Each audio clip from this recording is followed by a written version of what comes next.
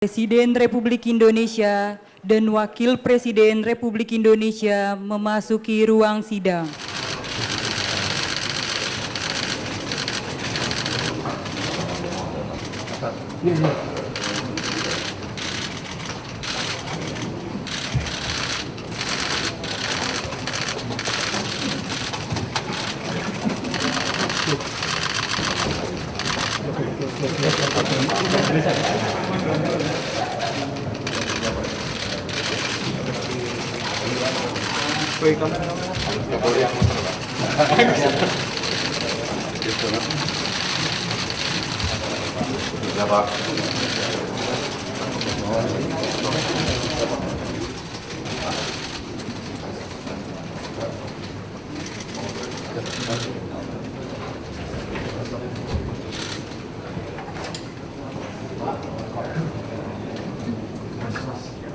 Bismillahirrahmanirrahim. Assalamualaikum warahmatullahi wabarakatuh. Selamat siang. Salam sejahtera bagi kita sekalian. Shalom, Om Swastiastu, Namo Buddhaya, salam kebajikan, Rahayu-Rahayu. Saudara-saudara sekalian, para anggota Kabinet Merah Putih yang saya hormati dan saya banggakan, Wakil Presiden yang saya hormati, para Menko, Ketua Dewan Ekonomi Nasional, para Ketua Badan, Panglima TNI, Kapolri, Jaksa Agung yang saya hormati, Kepala BIN. Saudara-saudara sekalian, sekarang saya kira adalah suatu momen bersejarah. Ini adalah sidang kabinet paripurna pertama yang saya pimpin. Kabinet yang kita sepakati, kita beri nama Kabinet Merah Putih untuk menjadi suatu simbol persatuan, simbol kebersamaan, simbol kebangsaan. Saya terus-menerus sudah beberapa tahun ini maju ke hadapan rakyat Indonesia, kepada semua pemimpin politik, pemimpin masyarakat, pemimpin agama, pemimpin pengusaha. Saya terus-menerus menekankan pentingnya persatuan. Sumber kunci keberhasilan kebangkitan suatu bangsa dalam sejarah manusia berabad-abad, kuncinya adalah bila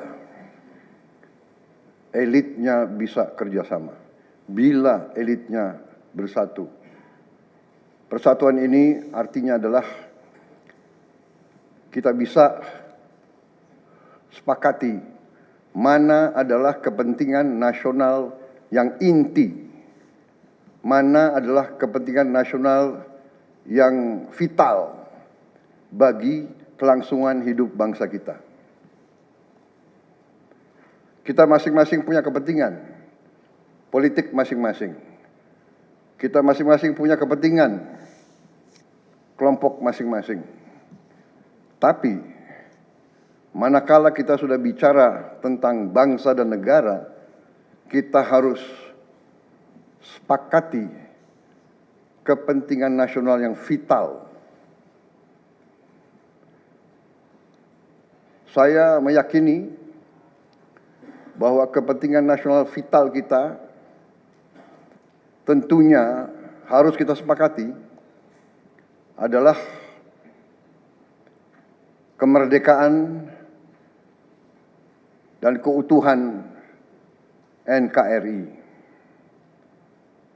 keutuhan Negara Kesatuan Republik Indonesia.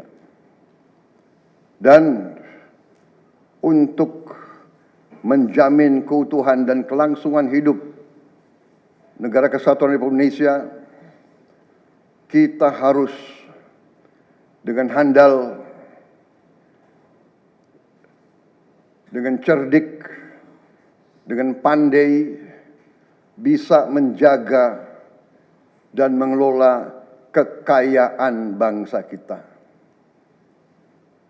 Hanya apabila kita bisa menjaga dan mengelola dengan baik semua kekayaan kita, hanya dengan demikian kita bisa memberi pelayanan kepada rakyat kita. Kita bisa memberi kebutuhan hidup rakyat kita. Kita bisa membayar segala keperluan suatu negara modern. Dan di antaranya tentunya adalah menjamin kedaulatan bangsa. Saya ingatkan saudara-saudara sekalian, jangan sampai kita lupa dengan Undang-Undang Dasar kita sendiri, Undang-Undang Dasar 1945, yang jelas dalam pembukaannya tertera tujuan-tujuan nasional kita, di mana tujuan-tujuan nasional kita sangat jelas oleh pendiri-pendiri bangsa kita.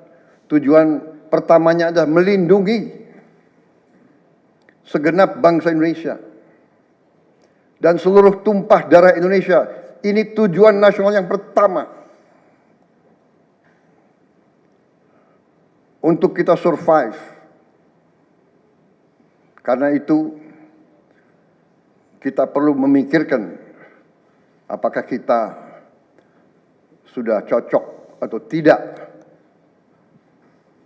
investasi kita kepada pertahanan bangsa Indonesia. Kedua, tentunya memajukan kesejahteraan umum. Saya katakan berkali-kali bahwa negara yang merdeka, rakyatnya harus merasakan kemerdekaan. Janganlah kita bangga menjadi anggota G20 kalau rakyat kita masih banyak yang miskin, masih banyak yang lapar. Mencerdaskan kehidupan bangsa mutlak. Pendidikan bagi kita adalah prioritas yang sangat tinggi. Saya kira ini terlihat komitmen kita kepada pendidikan. Kalau tidak salah, alokasi kita dalam anggaran 2025 untuk pendidikan salah satu tertinggi, Pak. Mungkin selama sejarah kita, Pak. Untuk pertama kali kita sudah 25%, Pak. Bu ya. 20. Pak.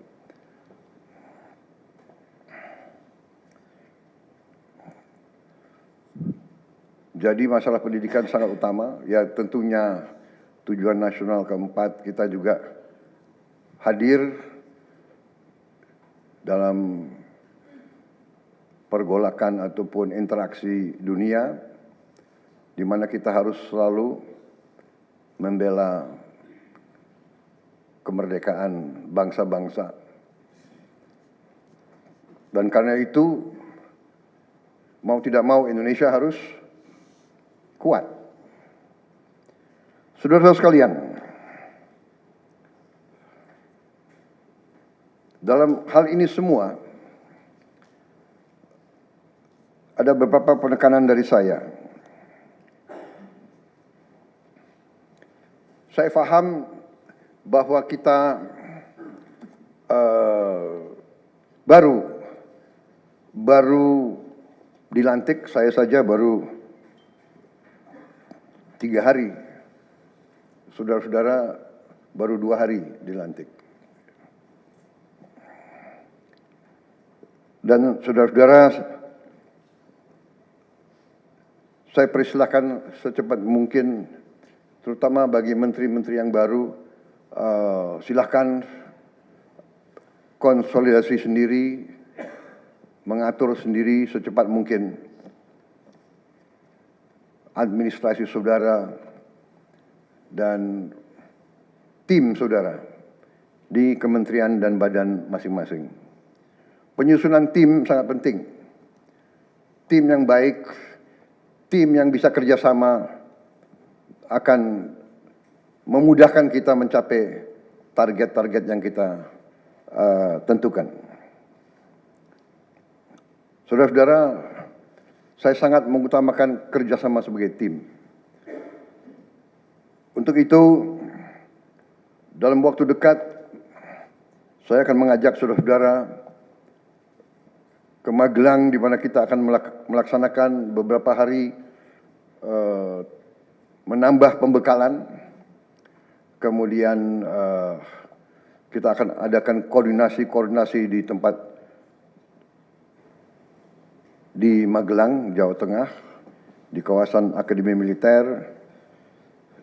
Hal itu saya nilai bahwa akan membawa banyak manfaat, karena sesungguhnya lahirnya Republik kita memang proklamasi di Jakarta, tetapi ujian proklamasi berada di daerah-daerah di mana pejuang-pejuang kita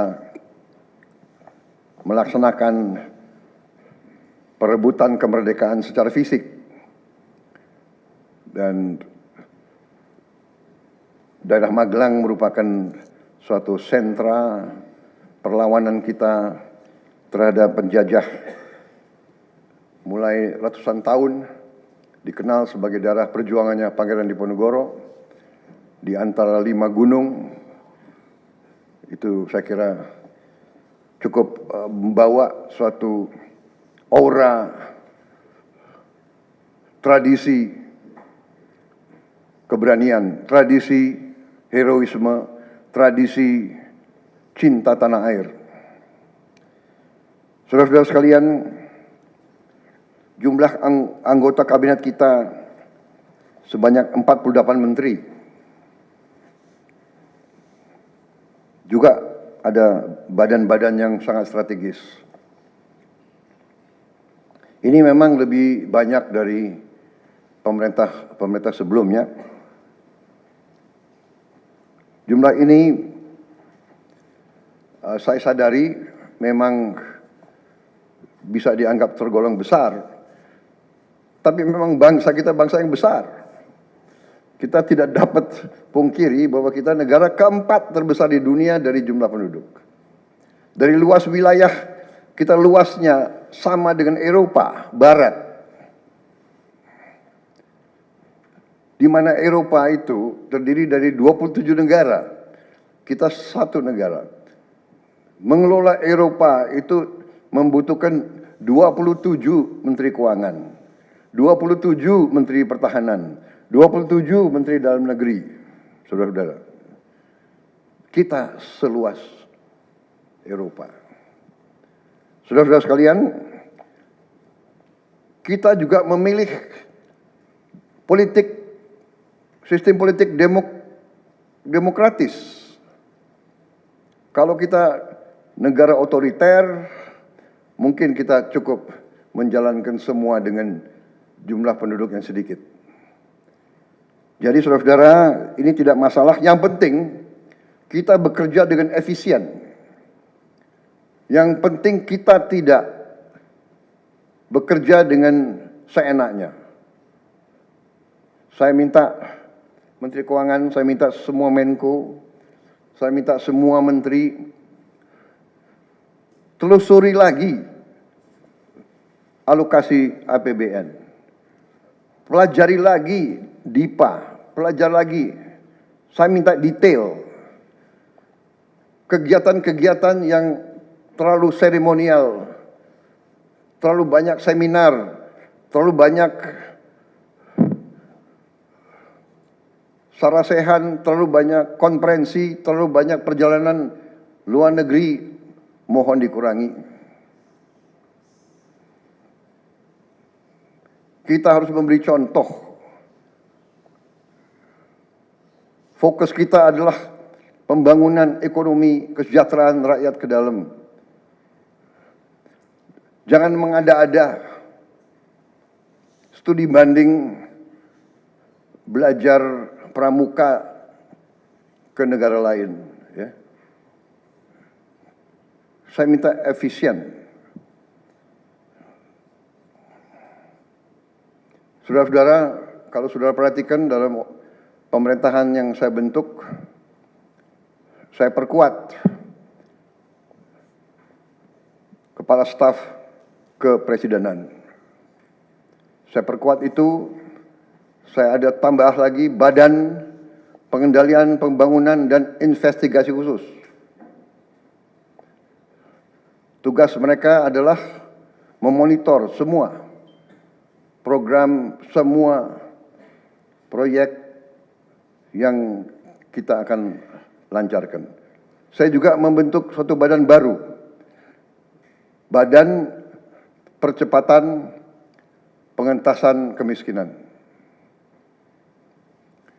Badan ini akan mempelajari, akan mengikuti semua program-program perlindungan sosial, semua program-program bantuan ke bagian golongan rakyat yang masih perlu bantuan, intervensi. Bukan saya ingin mencampuri pekerjaannya kementerian-kementerian, tidak. Tapi saya ingin membantu. Di mana ada bottleneck, di mana ada kesulitan, segera kita atasi. Marilah kita jujur mengakui bahwa birokrasi di kita sangat terkenal. Sangat terkenal ribetnya, sangat terkenal lambatnya. Bahkan ada pembicaraan oleh rakyat kita bahwa birokrasi pemerintah kita sering mempersulit, bukan mempermudah keperluan rakyat.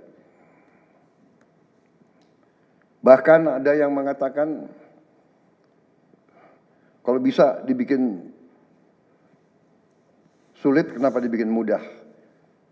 Ya, ini saya minta menteri-menteri sekarang, mari kita lebih berani, mari kita lebih tidak ragu-ragu untuk memberi pelayanan yang terbaik kepada rakyat kita. Jangan ragu-ragu, kalau saudara tidak puas dengan pejabat-pejabat di bawah Anda, laporkan, segera kita ganti. Begitu banyak orang yang mau mengabdi. Tidak ada orang di sini yang kebal, yang tidak patuh, tidak bekerja keras untuk bangsa dan negara dan rakyat. Saudara, saya beri wewenang, copot segera. Suruh tinggal di rumah aja, daripada bikin susah kita. Saudara-saudara sekalian, saya kira dalam waktu dekat saudara-saudara akan segera menyiapkan program kerja saudara masing-masing. Saya beri kesempatan segera, dan sewaktu-waktu terus saya akan panggil koordinasi. Tadi pagi sebelum sidang kabinet saya sudah koordinasi sama beberapa menteri, dengan Jaksa Agung, dengan BPKP, dan besok pun kita akan lanjutkan. Ada beberapa pengarahan dari saya, Menteri Bappenas,